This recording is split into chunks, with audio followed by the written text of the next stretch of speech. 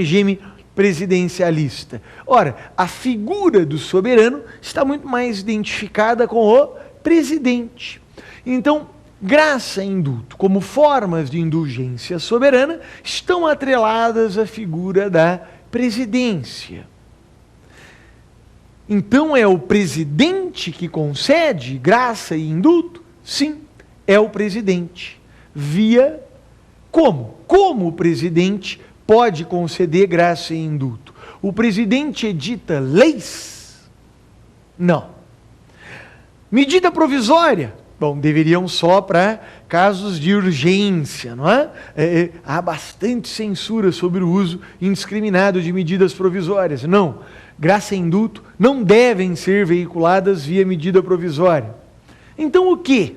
Ora, o ato característico da presidência da República, aquele que se espera do Poder Executivo, e no caso da chefia do Poder Executivo, é o veículo que por excelência regulamenta as leis, é o decreto. Então, graça e indulto são veiculados via decreto da presidência da República. O presidente elabora um decreto e com isso concede graça e indulto. Graça e indulto que também tem o condão de extinguir a punibilidade. São causas extintivas da punibilidade. O que graça e indulto têm em comum?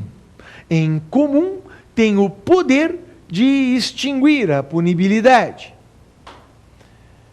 Em comum, graça e indulto têm também o condão de afastar apenas o efeito principal da condenação. E qual é o efeito principal da condenação? É a pena. A pena é o efeito principal da condenação. Mas e os efeitos secundários penais? E os efeitos extrapenais? Esses persistem. Então, o sujeito que recebe graça, o sujeito que recebe indulto, ambos continuam sendo considerados reincidentes, continuam tendo maus antecedentes. Sim, graça e indulto para a maioria da doutrina só podem ser concedidos após o trânsito em julgado da sentença condenatória. Ao contrário da anistia, a anistia pode ser anterior à sentença condenatória definitiva. Graça e indulto, ao menos para a imensa maioria da doutrina, só podem ser concedidos após a condenação. Após a condenação. Então, ficarão afastados apenas os efeitos principais, o efeito principal que é a pena. O sujeito continua sendo reincidente, continua tendo mau antecedente, os efeitos civis também persistem. Mas qual a diferença, então, entre graça e indulto? Em primeiro, é uma diferença doutrinária, repito, a diferença é doutrinária. A lei não faz essa diferença. Ao tratar do indulto, a lei de execução penal chama o indulto de indulto coletivo. E a graça? A graça é chamada pela lei de execução penal de indulto individual. Então, o que a doutrina chama de indulto e graça, a lei de execução penal chama de indulto coletivo e indulto individual. Então, a lei não diferencia, ou pelo menos não diferencia quanto ao gênero. Quem o faz de forma mais acentuada é a doutrina. E qual seria então a diferença? A primeira já é evidente, até mesmo pelo nome trazido pela lei, não é? Ora, se o indulto é chamado de indulto coletivo na letra da lei, significa que ele é coletivo. Se a graça é chamada de indulto individual, significa que ela é individual. Então, o indulto é coletivo, a graça é individual. Tem mais uma característica. Qual? O indulto é espontâneo e a graça provocada. Repito, o indulto é espontâneo e a graça provocada. O presidente da República acorda um belo dia e pensa, hoje concederei indulto. Pode? Pode. É espontâneo. Poder da presidência da República. A graça, que é individual, ela deve ser pedida, é feito requerimento de graça e tem todo um procedimento, passa pelo Conselho Penitenciário, passa pela diretoria do estabelecimento, chega ao Ministério da Justiça. Então, há todo um procedimento do requerimento de graça. São diferentes, então, a graça individual e provocada, o indulto coletivo e espontâneo. Muitos criticam a existência do indulto, entendendo que se trata de uma ingerência indevida da presidência da República, do poder executivo, no poder legislativo e mesmo no poder judiciário. Por quê? Porque, afinal de contas, o legislativo aprova uma lei que criminaliza uma determinada conduta. O sujeito é acusado de praticar tal conduta e processado, acaba por ser condenado pela prática dessa conduta. O judiciário o condena, impõe a pena, manda cumprir. O executivo, a presidência da República, pode simplesmente chegar e dizer não, não cumpre mais, eu perdoo. Seria uma ingerência indevida?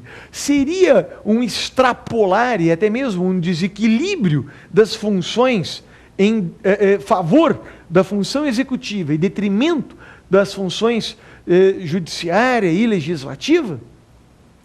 Não nos parece.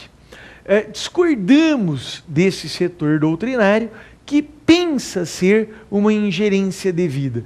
E nos fundamentamos aqui na história, nos princípios, não é, que fundamentam o próprio indulto. Que princípios são esses? O indulto, historicamente, ele surge, ele se justifica por duas razões. A primeira é um novo governo que quer descartar os atos do anterior. Então, um novo rei, um novo príncipe, um governo revolucionário que quer demonstrar que se inicia uma nova fase, um novo estágio naquela nação, um novo governo. Então, ele quer demonstrar que os atos anteriores estavam errados. Ora, dentre esses atos anteriores praticados pelo governo que foi deixado para trás, estão os atos penais. Então, um novo governo, rompendo com o anterior, uma revolução, um novo rei, etc., ele perdoa, ele indulta todos, a ideia do coletivo, ele indulta todos os condenados. Essa é uma primeira justificativa histórica que certamente não se aplicaria nessa bela e elogiável sucessão democrática que caracteriza o Brasil, ao menos desde a vigência da Constituição de 88. Qual seria então a segunda justificativa? A segunda justificativa é um parâmetro, um mandamento de equidade. Como assim equidade? O que equidade tem a ver com isso? Tudo. A ideia é a seguinte: quando o sujeito é condenado a, por exemplo, 4 anos de reclusão, ele é condenado a 4 anos de reclusão de acordo com a lei. Reclusão nos termos da lei.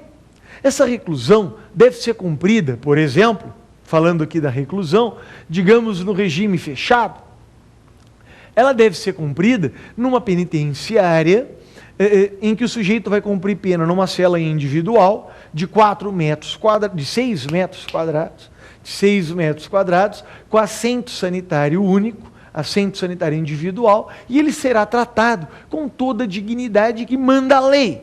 Terá direito à assistência médica, odontológica, terá educação básica, terá assistência jurídica. Essa é a pena prevista na lei. Qual é a ideia da equidade? Vejam, a ideia da equidade, e dentre tantos que não é, Foucault faz esse relato dessa evolução histórica. Imagine o sujeito que foi condenado lá na Idade Média, foi condenado a ficar 48 horas preso na roda. Então ele está lá preso na roda, em praça pública, e ele deve ficar lá preso, sentindo as dores da roda, por 48 horas. Tá bom. Só que, passadas 3, 4 horas,